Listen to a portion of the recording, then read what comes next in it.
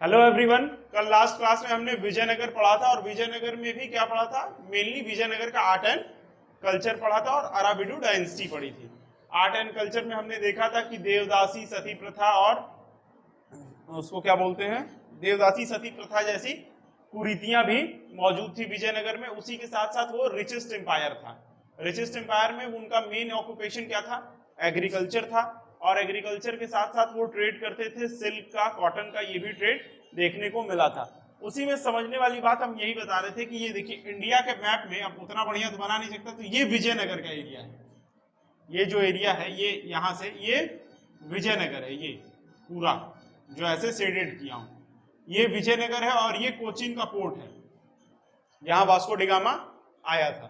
ठीक, तो Vasco da Gama किस चीज का ट्रेड किया था, सबसे पहले आया तो ब्लैक पेपर, काली गोल मिर्च का, और उससे उसने प्रॉफिट बनाया था 60 टाइम्स। मतलब 1 रुपए में खरीदा था तो 60 रुपए में बेचा था, तब भी उसको 60 रुपए का फायदा था, मतलब इतना उसको फायदा हुआ। तो एक चीज समझ में आता है कि मसालों का व्यापार भी हम कर रहे थे। उसके बाद किसके किसके साथ हमारा व्यापार था विजयनगर का, विजयनगर का व्यापार था साउथ अफ्रीका, उसके बाद चाइना, पर्सिया, सबके साथ हमारा व्यापार था।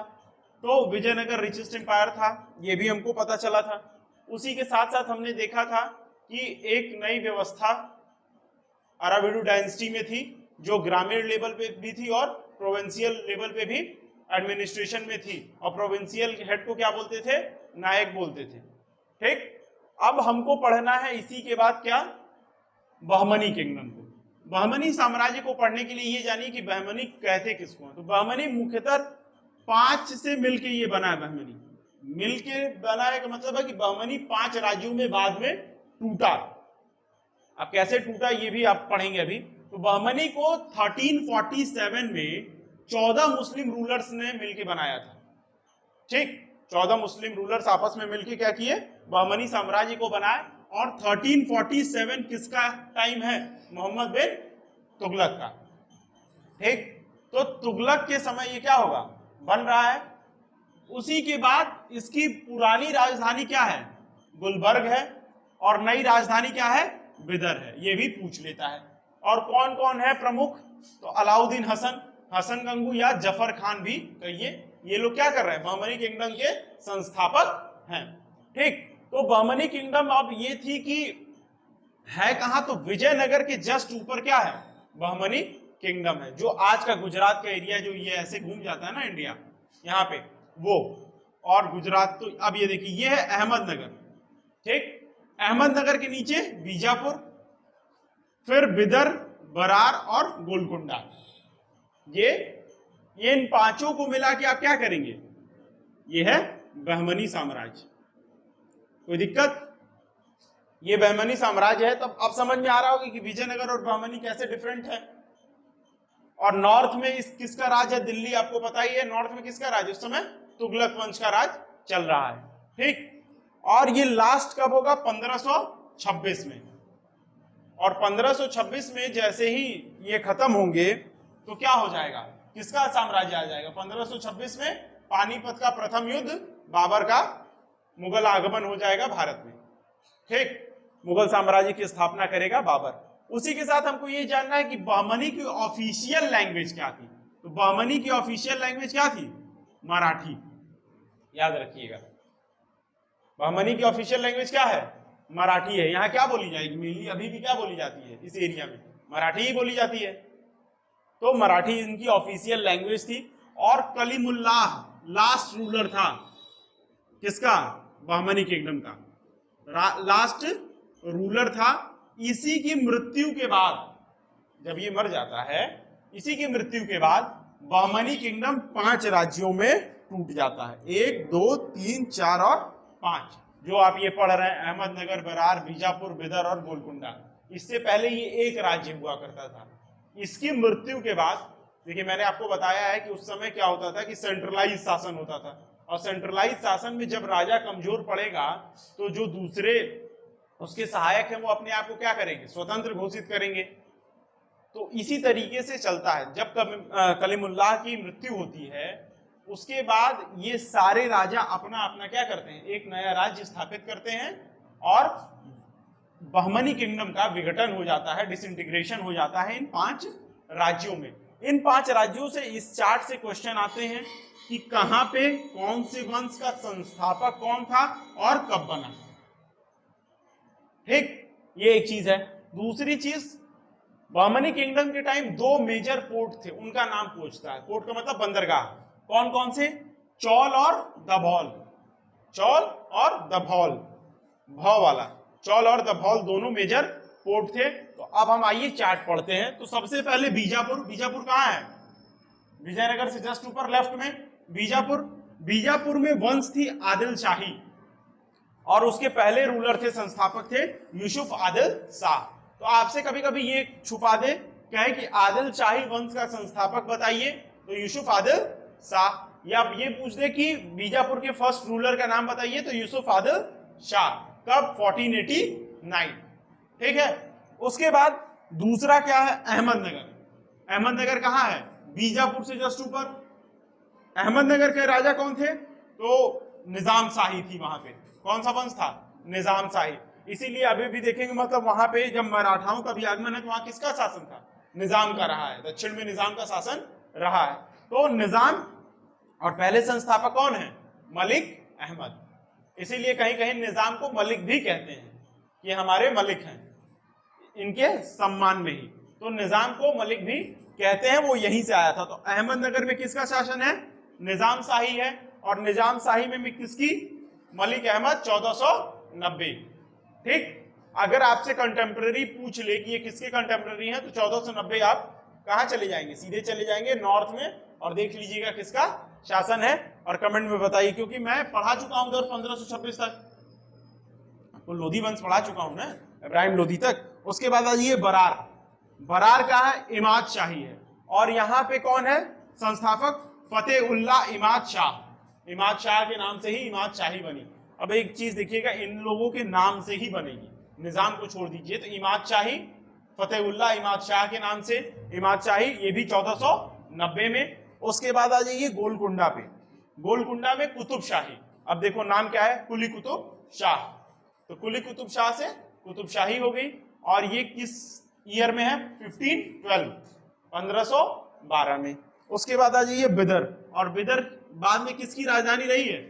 बहमनी किंगडम की भी राजधानी रही है। और बिदर, एक चीज देखिए मैप में, तो बिदर सेंटर में पड़ रहा है कि नहीं? इधर गोलकुंडा, इधर बरार, इधर अहमदनगर, इधर बीजापुर। बिदर सेंटर में है। तो अगर राजधानी सेंटर में रहे तो एडमिनिस्ट्रेशन में आसानी होगी कि नहीं राजा को? इसी वजह से नई राजधानी कहाँ बनी थी?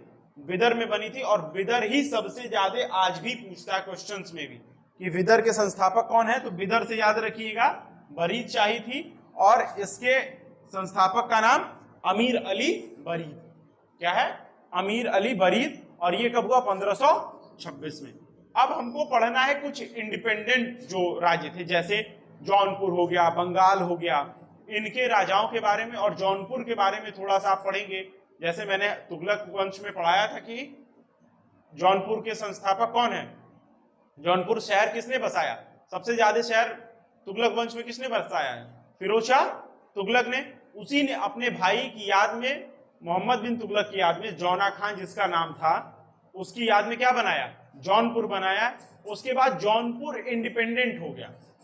और कब तक इंडिपेंडेंट रहा हम ये पढ़ेंगे। कौन उसका संस्थापक रहा, कौन सा वंश रहा, जौनपुर को सिराजे अवध क्यों कहते हैं, और किसके टाइम में जौनपुर जो है क्या बना? एजुकेशन कैपिटल बना। उसी तरीके से आप बंगाल के कुछ रूलर्स को पढ़ेंगे। देखिए, पहले इंडिया जो आप अभी का इंडिया समझ रहे हैं, वैसे इंडिया नहीं माना जाता था।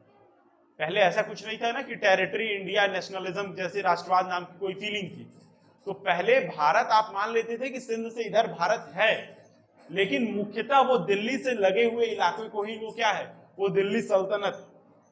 आप इसीलिए देखेंगे क्या कहेंगे कि दक्षिण में कुछ ही राजा राज कर पाए, वरना दक्षिण क्या था? स्वतंत्र अपना राज करता था। उसी तरीके से बंगाल में भी आप देखें, बख्तियार खिलजी अपना अलग राज कर रहे हैं, वो उधर चल रहा है। उसी तरीके से कि मतलब वो करते क्या थे कि छोटे छोटे राज्यों को, छोटा मतलब आज भी ये जौनपुर जो मैं कह रहा हूं, आज का पूरा यूपी और हरियाणा का क्षेत्र मिला के वो जौनपुर था उस समय। और बंगाल का मतलब बंगाल, बिहार, उड़ीसा, ये सब बंगाल हुआ करता था। तो इतना अभी के हिसाब से मत चलिए। तो वही चीज है कि आप पढ़ते हैं दिल्ली सल्तनत भारत में, लेकिन इसका मतलब ये नहीं होता कि पूरे यहां से लेके जम्मू कश्मीर तक दिल्ली सल्तनत, नहीं, जम्मू कश्मीर में अलग डायनेस्टीज चल रही हैं, इस तरीके से समझिए, तो इससे कंफ्यूजन नहीं होगा। तो जौनपुर में तो कभी कभी होता ही क्या था कि जब राजा थोड़ा सा सेंटर का उतना काबिल नहीं होता था तो क्या होते थे, इंडिपेंडेंट रूलर निकल के आते थे, ठीक। अगर काबिल होता था तो फिर उसके अंडर में क्या करते थे, राज करते थे, लेकिन वो रहते थे। जैसे अभी की बात समझिए, अभी पहले मान लीजिए कि भारत 1300 के समय ऐसा ही भारत था, ठीक। यूपी, बिहार, महाराष्ट्र सबके चीफ मिनिस्टर क्या होते थे, मान के चलिए कि एक स्मॉल राजा के अंडर काम कर रहे हैं, और राजा क्या है, प्राइम मिनिस्टर, मेन राजा। अगर वो मजबूत है तो सारे चीफ मिनिस्टर उसके अंदर काम करेंगे, ठीक, और अच्छे से काम करेंगे। जैसे ही देखिए कि वहां सत्ता परिवर्तन हो रहा है और कोई नाकाबिल आदमी आया तो वो क्या करेंगे, कहेंगे नहीं, हम उड़ीसा स्वतंत्र हो गए, हम कर्नाटक स्वतंत्र हो गए, महाराष्ट्र हम स्वतंत्र हो गए, गुजरात स्वतंत्र हो गए। अभी क्या है कि आपको निकलने का अधिकार नहीं है संघ से, लेकिन उस समय संघ जैसी कोई कॉन्सेप्ट नहीं थी, कोई संविधान जैसी चीज नहीं थी। उस समय क्या था कि जिसके पास जितनी शक्ति, सैन्य प्रशासन जितना बढ़िया, वो उतने बड़े एरिया पे क्या करेगा, राज करेगा। अब समझ में आया कि कैसे चीजें चल रही हैं। तो अब हम कुछ इंडिपेंडेंस उसको पढ़ेंगे, स्टार्ट करते हैं जौनपुर से। तो जौनपुर में हमको ये पढ़ना है कि जौनपुर को सबसे पहले ये बताइए कि किसने बसाया था। ये आपने तुगलक डायनेस्टी में पढ़ा है। तो जौनपुर को बसाने वाले राजा का नाम है फिरोज शाह तुगलक, क्योंकि सबसे ज्यादा नए शहरों का निर्माण किसने कराया था, फिरोज शाह तुगलक ने, और अपने कजिन भाई जौना खां की याद में कराया था। जौना खान किसका उपनाम है, मोहम्मद बिन तुगलक का उपनाम है। तो कभी कभी करता क्या है कि जौना खान ना देखे मोहम्मद बिन तुगलक दे देता है, और कभी कभी मोहम्मद बिन तुगलक ना देखे जौना खान दे देता है। तो दोनों लिख लीजिए कि मोहम्मद बिन तुगलक और जौना खान की याद में जौनपुर को फिरोज शाह तुगलक ने बसाया। उसके बाद वहां पे एक इंडिपेंडेंट रूलर ने एक नए डायनेस्टी की शुरुआत की, और इंडिपेंडेंट रूलर कौन थे, मलिक सरवर या ख्वाजा खां, दोनों नाम से जाने जाते हैं। तो कभी कभी ये पूछ लेगा आपसे कि ख्वाजा खां का नाम क्या है दूसरा, Malik Sarwar also known as, और Malik Sarwar also known as Khwaja Khan. और ये पहला रूलर है किसका, सर की डायनेस्टी का, ठीक। तो इस डायनेस्टी का पहला रूलर संस्थापक पूछ दे तो कौन होगा, मलिक सरवर या ख्वाजा खां। इसके बाद कुछ इंपॉर्टेंट रूलर हुए, जिसमें मुबारक शाह, इब्राहिम शाह और महमूद शाह, ठीक। जिसमें से इब्राहिम शाह के समय को जौनपुर का गोल्डन पीरियड कहते हैं। इस समय जौनपुर में शिक्षा का और स्थापत्य कला का सबसे ज्यादा विकास हुआ। तो लिख लीजिएगा कि सबसे ज्यादा स्थापत्य कला का, यानी आर्किटेक्चर का और एजुकेशन का डेवलपमेंट किस पीरियड में हुआ, इब्राहिम शाह के पीरियड में हुआ। उसके बाद आए महमूद शाह, और लास्ट रूलर था हुसैन शाह। और कब ये खत्म हुआ, 1500 ईस्वी में ये डायनेस्टी क्या हो गई, खत्म हो गई, ठीक। तो ये याद रखिएगा, यहां पे लिख लीजिएगा golden period of Jaunpur. Golden period किसके टाइम को कह रहे हैं, इब्राहिम शाह के पीरियड को कह रहे हैं। किस किस चीज का है, आर्किटेक्चर और एजुकेशन। एजुकेशन के ही गोल्डन पीरियड की वजह से जौनपुर को भारत के शिक्षा की राजधानी बोलते थे। क्या बोलते थे जौनपुर को, कैपिटल, एजुकेशन कैपिटल बोलते थे। शिक्षा की राजधानी किसको बोलते हैं मध्यकाल में, एजुकेशनल कैपिटल जौनपुर को। इसके अलावा इसको क्या बोलते थे, भारत का सिराज या सिराजे अवध। ये दोनों नाम से जौनपुर जाना जाता है। तो सीधे क्वेश्चन कभी कभी इसी लाइन से पूछ देता है कि किसको सिराजे अवध बोलते हैं, किसको भारत का सिराज बोलते हैं, या मध्यकाल में भारत में की शिक्षा राजधानी कौन सी थी। तो शिक्षा राजधानी कौन सी थी, जौनपुर थी। और हुसैन शाह के बाद बहलोल लोधी जब दिल्ली सल्तनत में आता है तो वो क्या करता है कि बहलोल लोधी फिर से जौनपुर को कहां मिला लेगा, दिल्ली सल्तनत में। अब हम पढ़ेंगे बंगाल को। तो अब हमको पढ़ना है बंगाल, मालवा, इन दोनों को पढ़ते हैं। तो बंगाल में देखिए, सबसे पहले एक चीज आपको ये पता होगी, जब मैं गोरी पढ़ा रहा था तो मैंने बताया था कि गोरी के 4 गुलामों में से 2 गुलाम, एक कुतुबुद्दीन ऐबक, वो दिल्ली सल्तनत की तरफ रहता है, और बख्तियार खिलजी किधर चला जाता है, बंगाल और बिहार की तरफ। और बख्तियार खिलजी रास्ते में क्या करता है, नालंदा तोड़ते हुए जाता है। ये याद है, बख्तियार खिलजी ने ही नालंदा को तोड़ा था। और बख्तियार खिलजी ही बंगाल और बिहार को क्या करेगा, दिल्ली सल्तनत में जोड़ेगा। तो बंगाल कौन जोड़ रहा है दिल्ली सल्तनत में, बख्तियार खिलजी। ब से बख्तियार, ब से बंगाल और बख्तियार से ही बिहार भी याद रखिएगा। ये कौन है, बख्तियार खिलजी जोड़ रहा है। और ये किसका गुलाम है, मोहम्मद गोरी का। ठीक है, 1206 में जब गोरी मर जाता है तो 1206 से दिल्ली सल्तनत की शुरुआत होती है। दिल्ली सल्तनत की शुरुआत कौन करता है, कुतुबुद्दीन ऐबक। और ये क्या करता है, सल्तनत में जोड़ता है किसको, बंगाल और बिहार को। और यही आदमी है जिसने नालंदा को तोड़ा भी। ठीक, उसके बाद मोहम्मद बिन तुगलक के समय ही सबसे ज्यादा इंडिपेंडेंट क्या हुए, राज्य निकले। क्यों, क्योंकि आपने तुगलक के समय पढ़ा कि करेंसी क्या हो गई, फेक हो गई। जितने भी उसने टोकन करेंसी इस्तेमाल किया वो नहीं चला। राजधानी बदला दिल्ली से दौलताबाद, वो काम नहीं किया। ये सारी चीजें क्या है, तुगलक के फेल्योर थे। इसी वजह से क्या हो रहा है कि सबसे ज्यादा इंडिपेंडेंट रूलर निकल के आ रहे हैं। जब इंडिपेंडेंट रूलर निकल के आ रहे हैं 1338 में, तो सबसे पहला रूलर कौन है, ये बंगाल निकल के आएगा। उसके बाद एक चीज ये समझ में आती है कि बंगाल हुआ, जौनपुर हुआ, लगभग इसी समय काल से तुगलक के टाइम फ्रेम में ही सबसे ज्यादा क्या हो रहा है, डिसइंटीग्रेशन हो रहा है। ठीक, तो बंगाल किसने स्टार्ट किया, बख्तियार खिलजी, दिल्ली सल्तनत फिर इसके समय में अलग होगी।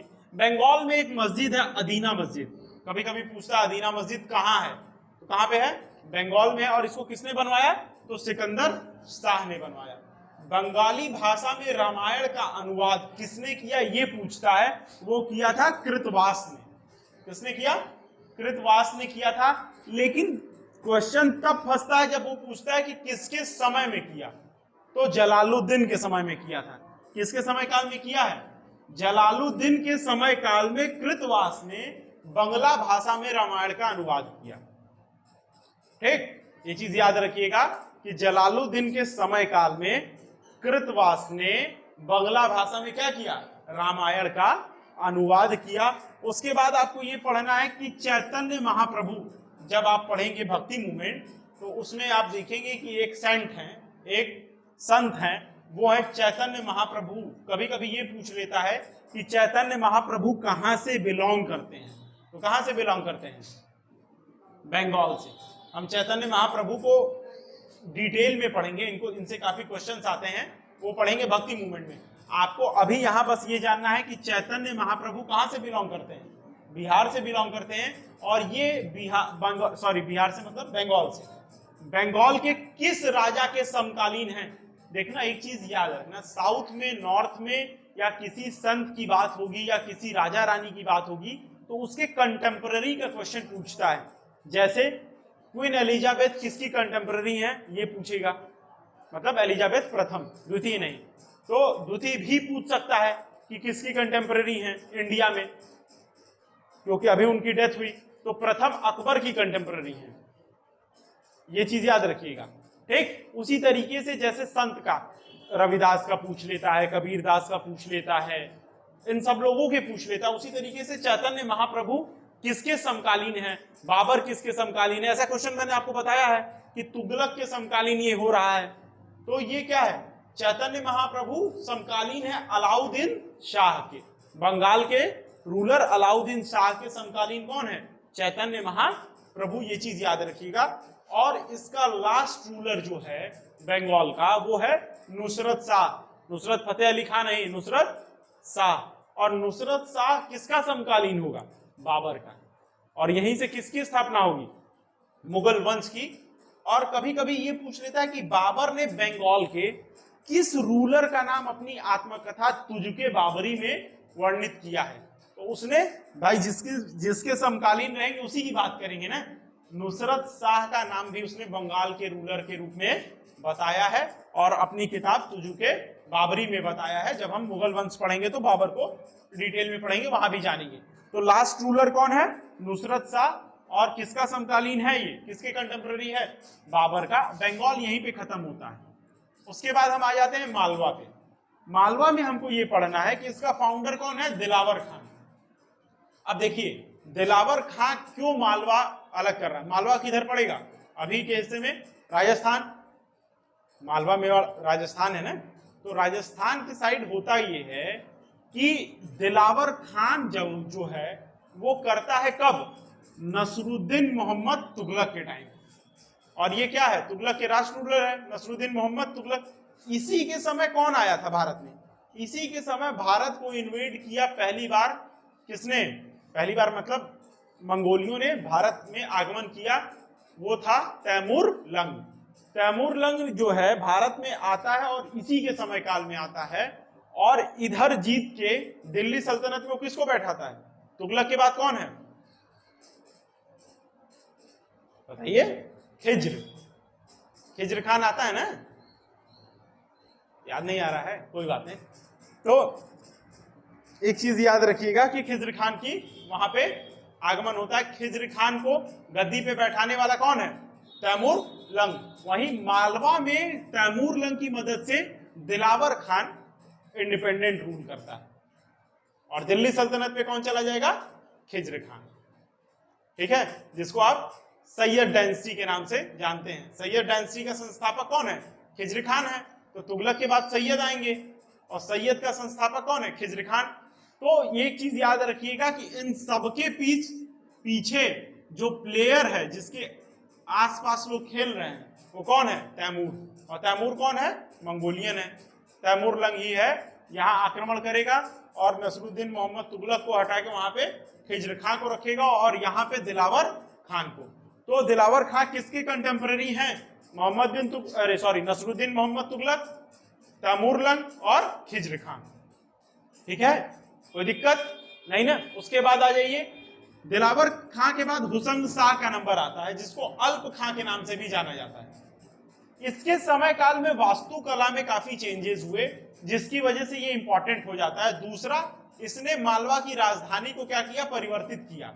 मालवा की राजधानी को ट्रांसफर कर दिया इसने, धार से कहां ले गया, मांडू, ठीक, और मांडू ले गया और वहां पे बनवाया मांडू का किला, मांडू का किला। उसके बाद इसके मकबरे को, हुसैन शाह के मकबरे को एमपी का ताजमहल बोलते हैं, मध्य प्रदेश का ताजमहल।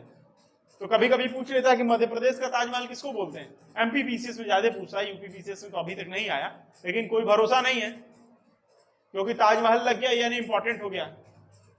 तो ताजमहल, एमपी का ताजमहल किसको कहेंगे, हुसैन शाह के मकबरे को एमपी का ताजमहल कहेंगे। उसके बाद हुसैन शाह के बाद महमूद खिलजी आता है, और महमूद खिलजी किसका कंटेम्पररी है, राणा कुंभा का।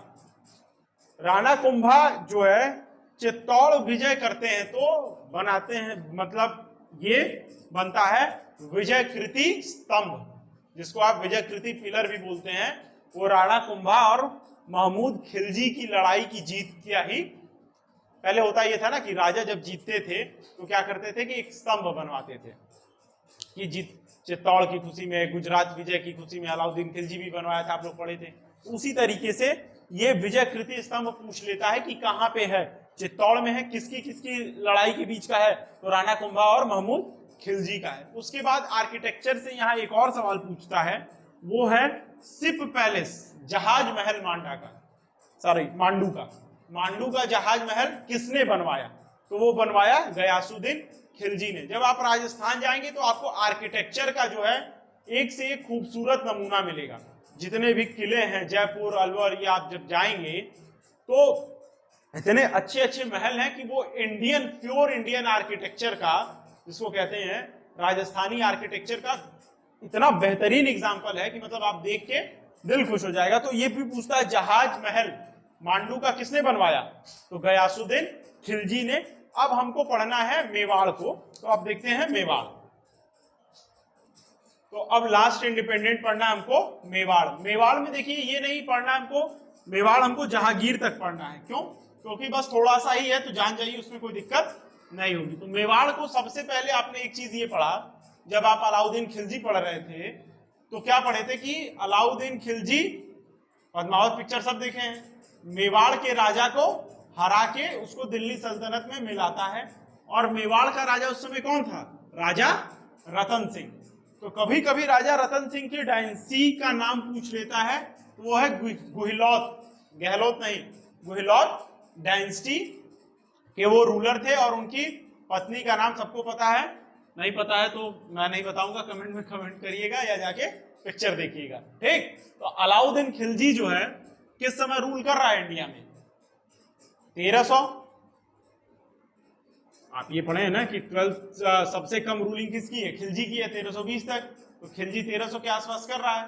तो उसी समय जो है कौन राजा है मेवाड़ का? राजा रतन सिंह। वहां से हिंदू रूलर जो है नहीं रूल करते हैं, वहां से कौन करेगा? अलाउद्दीन खिलजी। उसके बाद ये काम कब तक चलेगा? मोहम्मद बिन तुगलक तक। मोहम्मद बिन तुगलक के समय मोहम्मद तुगलक का और हमीर देव का, मेवाड़ के हमीर देव का एक युद्ध होता है जिसमें हमीर देव क्या होते हैं? जीत जाते हैं। हमीर देव जीत जाते हैं और तुगलक हार जाता है, और फिर से घुरिद डायनेस्टी की ही ये नींव रखते हैं। हालांकि आप किताबों में देखेंगे इनको सिसोदिया डायनेस्टी भी कहा जाता है। तो सिसोदिया बहुत सारे किताबों में मिलेगा कि ये घुरिद डायनेस्टी की ही एक तरीके से होता है ना कि इस जाति में कुछ उपजातियां भी हैं, उस तरीके से है। ठीक, तो सिसोदिया है हमीर देव और किसको हराए? मोहम्मद तुगलक को। और इसका समय काल क्या है? 1350 के आसपास का। उसके बाद तब तक ये हिंदू राजाओं के अंडर रहता है, और कब फिर से मुस्लिमों के पास जाता है?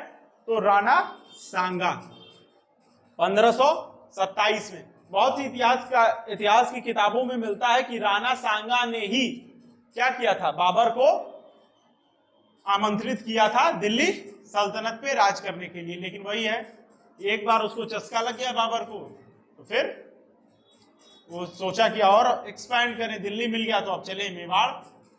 तो मेवाड़ जब वो आता है तो उसकी युद्ध किससे होता है? राणा सांगा से। और उस युद्ध का नाम क्या है? खानवा का युद्ध। और कब है?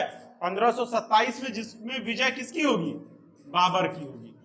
आप पढ़े हैं ना, पानीपत, खानवा, और उसके बाद कौन सा? चंदेरी, चंदेरी के बाद घाघरा। ये कौन? बाबर लड़ रहा है, जिसमें राणा सांगा को हरा के वो खानवा का युद्ध जीतता है। तो कभी कभी डायरेक्ट पूछ लेता है कि खानवा का युद्ध का कब हुआ था?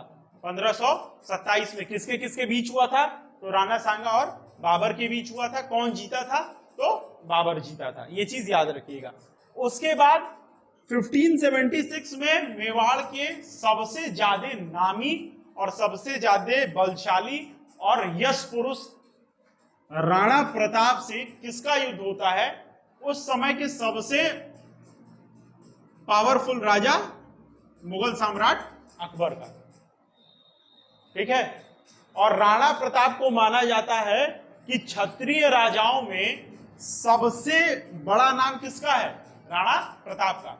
इसी वजह से इनको महाराणा प्रताप बोलते हैं। ये देखिए, राजा रतन सिंह ठीक है, सब लोग ठीक हैं, राणा सांगा ठीक है, लेकिन कभी भी राणा प्रताप का नाम ऐसे नहीं लिया जाता। हमेशा उनके नाम के आगे महाराणा प्रताप लगाया जाता है। और ये भारत के योद्धाओं में अगर सूची बने तो ये इनका स्थान पहले नंबर पे होगा भारतीय योद्धाओं में। राणा प्रताप के घोड़े का तक का नाम पे भी कविता चलती थी। राणा प्रताप के घोड़े का नाम क्या था? महाराणा प्रताप की बताइए। चेतक। लोग मानते थे कि ये उनकी आंख के इशारे पे चलता था। और राणा प्रताप के साथ ये था कि वो उनका भले युद्ध हार जाएंगे, लेकिन जब तक जान है तब तक लड़ेंगे। और ये अकेले पूरे मुगल आर्मी को ललकारे थे, पूरे, जिसको कहते हैं ना कि सब कुछ खोने के बाद भी अकेले। हालांकि युद्ध में अकबर से हार गए, तो हारना वो अलग चीज होती है कि कुछ सर्कमस्टांसेस होते हैं, आप हार सकते हैं, लेकिन सबसे जरूरी क्या है कि आप कितनी बहादुरी से लड़े। तो सबसे बहादुर राजाओं में महाराणा प्रताप का नाम आता है। ठीक, उसके बाद जहांगीर ने मेवाड़ को फिर से क्या किया? मुगल साम्राज्य में मिला लिया। और उस समय मेवाड़ की राजधानी क्या थी? चित्तौड़गढ़। उसके बाद जब हम अकबर पढ़ेंगे, जब महाराणा प्रताप पढ़ेंगे मेवाड़ के राजाओं में, तो अलग से महाराणा प्रताप पढ़ाऊंगा, तब आपको बताऊंगा कि कैसे युद्ध हुआ, क्या क्या कारण थे, और कैसे हारे, और क्या होता तो नहीं हारते। ये सारी चीजें हम तब पढ़ेंगे, और अकबर जहांगीर मतलब मुगल पीरियड में पढ़ेंगे। तो मेवाड़ की जो इतिहास है उसका एक छोटा सा हिस्सा ये भी है। दिल्ली सल्तनत से लेके मुगल सल्तनत तक तो अब मिलेंगे हम नेक्स्ट क्लास में, तब तक के लिए धन्यवाद।